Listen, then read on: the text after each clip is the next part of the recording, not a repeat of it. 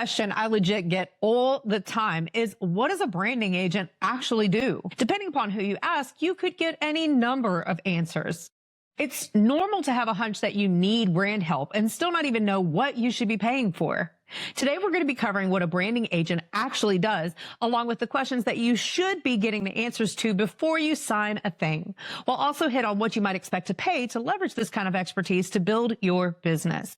Most people think branding refers to things like designing your logo, picking your colors and your fonts, or maybe designing your website. While those things are often part of the process and they do matter, they are far from the whole job. You can hire a general graphic designer to help you take care of all of that and still have an unclear, inconsistent, hard to scale brand because nobody actually took the time to make the underlying decisions that should be helping you to drive your mission forward. A good branding agent will help you to establish strong brand identity and communication systems with amazing customer experiences and stronger relationships in the market. This can be an incredible driver to establish a legacy business that can evolve while also holding its space within your industry. We often get confused with other marketers, and it's easy to understand why. A lot of my own work crosses over into marketing, especially as we handle things like copywriting or the art of crafting your messaging to move people through your buyer journey with a whole lot less friction. This often brings up questions surrounding things like ROI and company metrics. When it comes to brand equity, while there are some companies that will help you to assess your company based on survey stacks and things like that, the nature of our work is very different from a traditional marketer who is handling things like your Google ads or Meta ads where they can break down your PPC and give you reports on how many clicks you got and how many leads were generated from those clicks and on down that list. Where a marketer's job is to generate traffic, moving more leads into your pipeline where they can then flow into your bucket, branding is more where you would uncover the cracks and the holes in your pipeline in your bucket to identify where you might be losing people in places that you absolutely shouldn't be. It's important to note here that those holes in your pipeline, in your bucket, can be found at any point from the initial introduction to the point that they may be right there on that brink of conversion and just decide, you know what? This maybe isn't for me. When you look at the strongest companies around the globe, what they sell goes way beyond the products and services that you directly pay for, and their success goes well beyond the cute packaging or the clever ads that you see. There's always a much deeper strategy that's at play that helps them to establish their space in the market. For those who think, well, I'm just a small company, I don't really need all of that.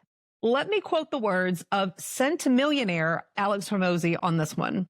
The difference between a small business and a big business is often their brand. Especially in light of current economic trends, we're seeing so much of a stronger need to have a clear, well-built brand, not just a business that is out there selling things, but one that's out there driving culture. So back to our original point though, even when you do realize that you probably should be consulting with a professional, where do you even start? What is reasonable for you to expect them to do? And what should something like that even cost you? Let's break all of that down. Now, please make sure that you watch this through to the end, as I assure you that every point that we are covering in this video is important to your project, and oversights in any one of these areas could cost you a ridiculous amount of time, money, frustration, and lost opportunities with your business. When an agency says branding package, you need to ask what they mean because there is not one single definition of what that looks like in our industry. Some agencies are referring to your package of deliverables. This can include your logo, website, print assets like business cards, brochures, swag, trade show displays, packaging designs, maybe even your billboards. It can also include your digital assets, such as your ad campaigns, social media posts, and graphic kits that are going to help you to show up on point and consistent across different channels and touch points as your customers make their way through their journey with you.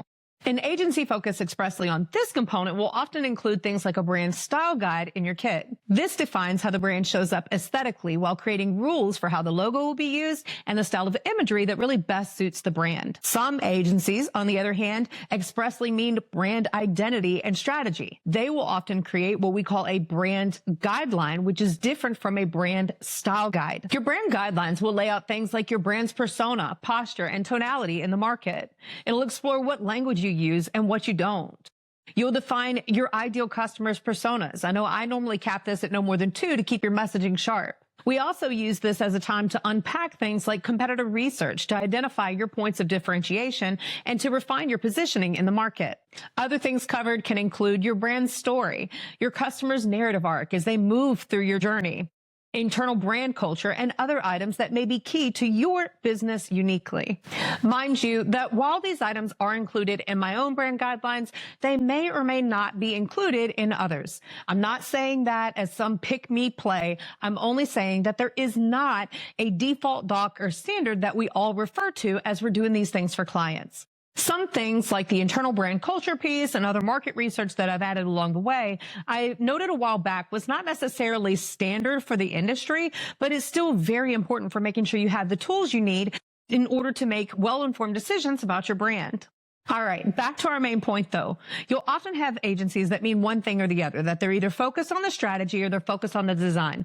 But then you'll also have some like my own who account for both because you need both. We're able to do this because my own agency started as a graphic design agency before transitioning into bigger picture brand work. What I believe has been really great about this is how it reduces the loss that can happen when brands go from the strategist off to some design team. We get to work with our clients through the brand development and strategy, but then also help them to articulate their vision with the development of their brand assets. This might include things like handling a logo redesign if it's something that's needed, or taking care of that web design project with SEO and AEO research, as well as the copywriting to help them really refine their message as it goes out into the marketplace. This usually gets accompanied by the design of the print and the digital assets that are going to help them to show up on point at every touch point and anywhere their customers would engage with them. The note here is that these things are not expressly included with all agencies.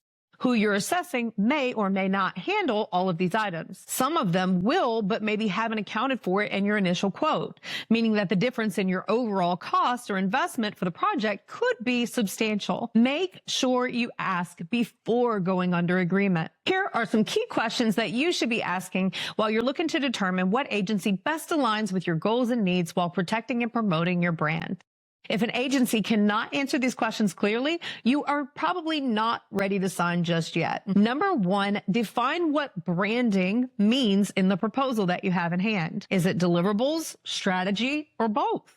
This should be in writing. I personally do not take on a client without having a formal proposal that clearly lays out the expectations on both sides of the table.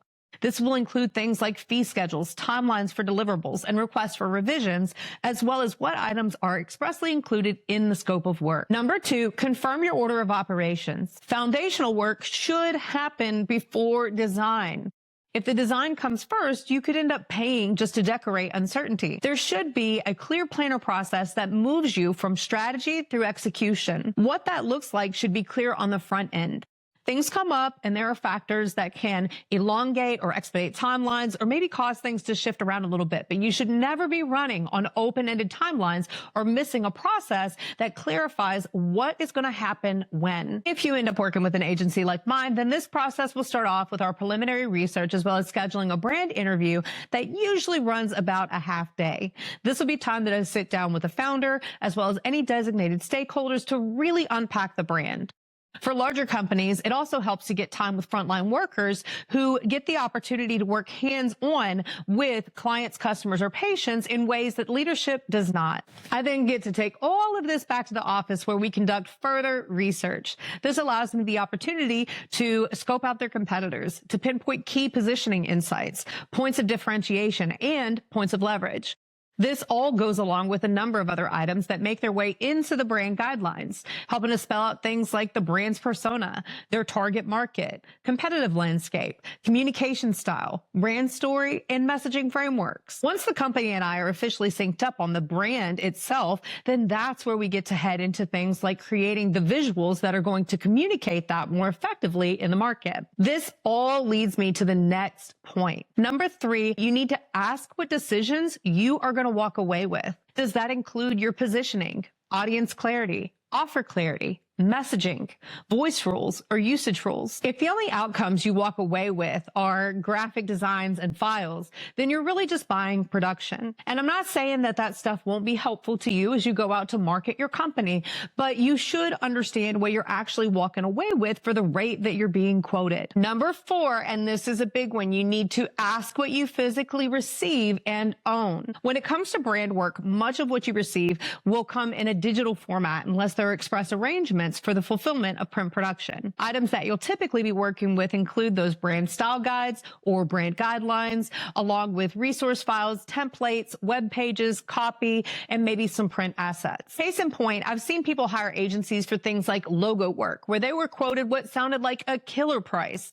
At the end of the project, the agency delivered a PNG and JPEG of the file, but then didn't include the vector or the source file. As the clients would go back and ask about that, they were told that sure, they could absolutely get that file for a substantially greater price. I've also seen designers that build sites that don't get handed off to other companies and can cost the client substantially to do a complete rebuild if they ever choose to part ways with that company. I personally hate this. It makes me cringe. I want people to continue working with me because they actually want to, not because I'm holding their assets hostage. My own agency designs everything with what I call a handoff method in mind. This allows you to leverage a more diverse team, mixing in-house and third-party talent with everyone having access to what they need to help move you forward. Now, on to the part that I said I really wanted to make sure that you didn't miss on talking about the ownership of intellectual property rights. A lot of people make the mistake of thinking that because they hired the agency that they own the rights to the work, but that is not expressly true. Depending on the agency and the terms of the agreement, the work may still be considered their property until it is expressly assigned to you. Some other agencies simply assume that you paid for it, it's yours. Not all of them even take the time to formally address this part. If it's not spelled out, you have a gray area that, though not super common, could be a ripple for you down the line. It really does not take that much to clarify this in writing. If you ask and they push back, then you know where you stand with them before you're under agreement, and you can decide from there whether you want to move forward or push pause and think about it a little bit further. As an example of how this can be handled, my own proposals clarify that all work is considered work for hire upon payment of the final invoice. The final payment will often be remitted prior to the handoff of the files, but in cases where clients have things like a payment plan or where a project would necessitate the delivery of key assets prior to that final phase, then our standard is that we own the rights to the creative work until we have been paid. Everything after that is considered what the Copyright Office would call a work for hire. In other words, you hired the work, you own the rights. Number 5, you want to clarify who does what. Who is handling the copywriting or all that messaging that's going on your website? Who does the SEO and the AEO research? Who builds the site and then maintains it after it's launched? There can be so much ambiguity here. I know that there are some of the things that seem like it should be obvious that the company is going to take care of that thing for you as part of the project, but that's not expressly true. Many teams will expect the client to provide all of the copywriting or text to be added to your site. That means that you have to write out what you want it to say page by page, and then they'll go in and add it to your site and just make it look good. I personally find this to be a very daunting task for busy entrepreneurs. Some of them are incredibly eloquent, but also very much bogged down. Some of them are excellent at what they do, but not necessarily the best writers or communicators. This is why I make sure that copywriting is included anytime I take on a web project. Before thinking that you're just going to have AI write it for you, please pause and make sure that you're actually assigning a real human who understands your brand with the task of being able to write the messaging that your potential customers are going to be reading when they visit your site. Also, you should know that things like SEO and AEO research are not standard with web design as industry norm, nor are they standard to be included in the copywriting that they may or may not provide. Some designers just design. And even if they do write the copy, it may or may not be with that mindfulness of how search engines and LLMs are actually going to be reading it. While it's wise to make sure that your site has all of this baked into that original build, it's not expressly part of the job. You want to make sure that you clarify whether that is or isn't included with the team that you're going to be working with. If it's not, you might want to consider options that would account for that, like hiring a marketing agency that can work in tandem with your design team to make sure that it is part of that build.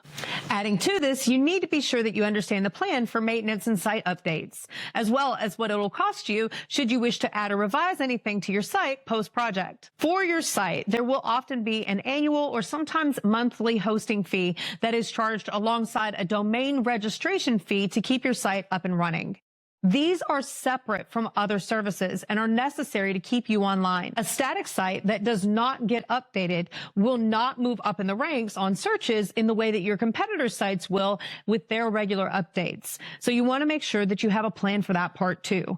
Understand that the hosting in itself doesn't expressly account for those regular updates. It also often doesn't account for things like maintenance and handling tasks like updating plugins, site monitoring, or handling regular backups. An outdated plugin can easily cause a site to crash at no fault to the original developer. Make sure you know what is being taken care of and what it will cost you either as a subscription service or hourly rates to handle miscellaneous tasks that can come up down the line. Number 6, you want to clarify enforcement and adoption. After the strategy and guidelines, do they help you to apply that brand across touch points, or do they simply deliver it and exit? Neither one is expressly right or wrong here, but assuming would be a mistake.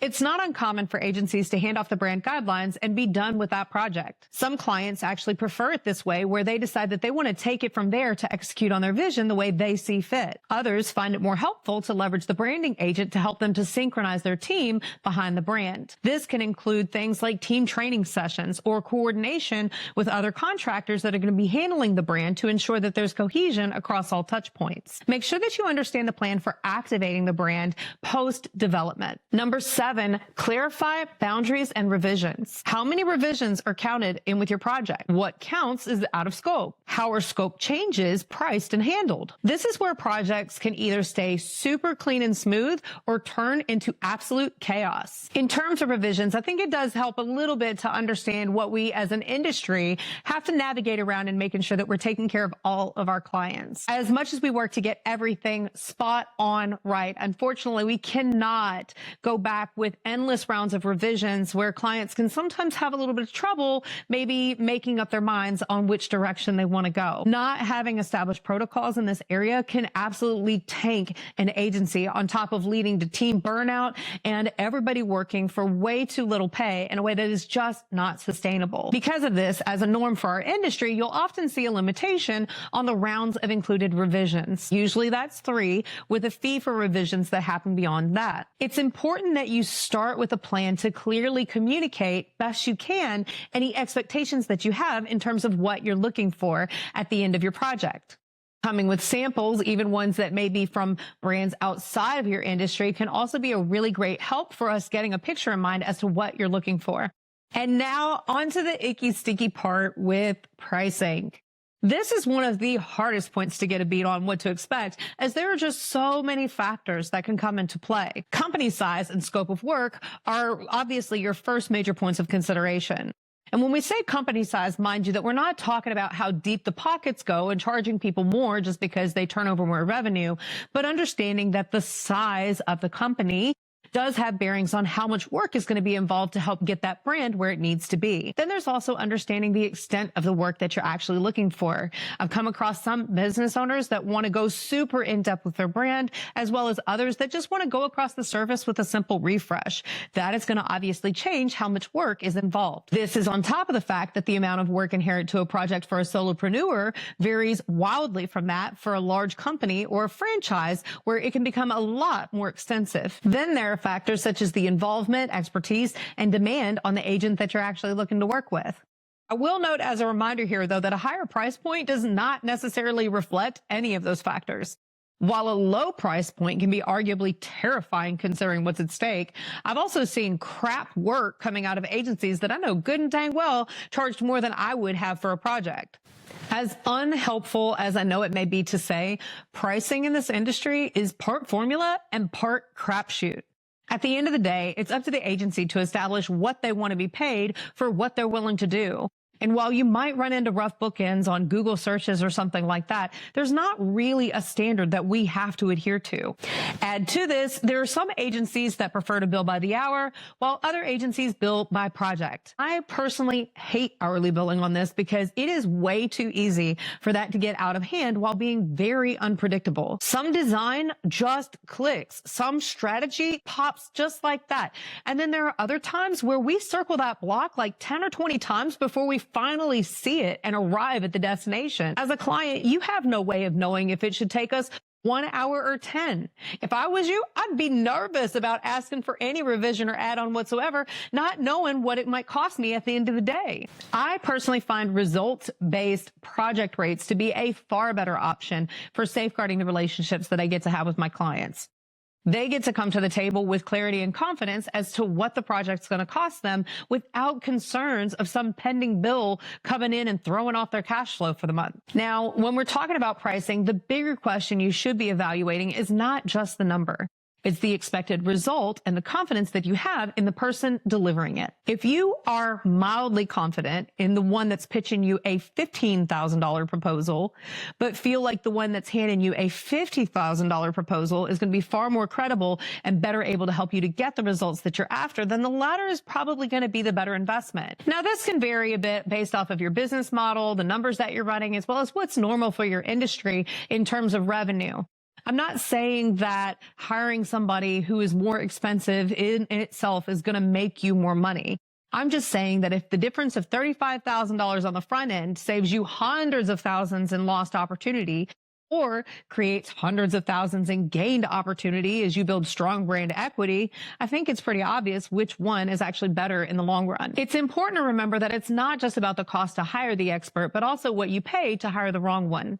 Branding mistakes can be incredibly expensive, especially where they often look fine on the surface while they quietly erode brand equity behind the scenes. So before you sign any agreement whatsoever, make sure you run the check across these 7 questions and get the answers you need in writing. If you want help pressure testing a proposal or figuring out what scope of work is appropriate for the stage of business that you're in, make sure you go to thebrandrevivalist.com to book a brand audit. Thank you so much for watching. Make sure you hit that subscribe button before you leave to catch more on building a brand and a life you love.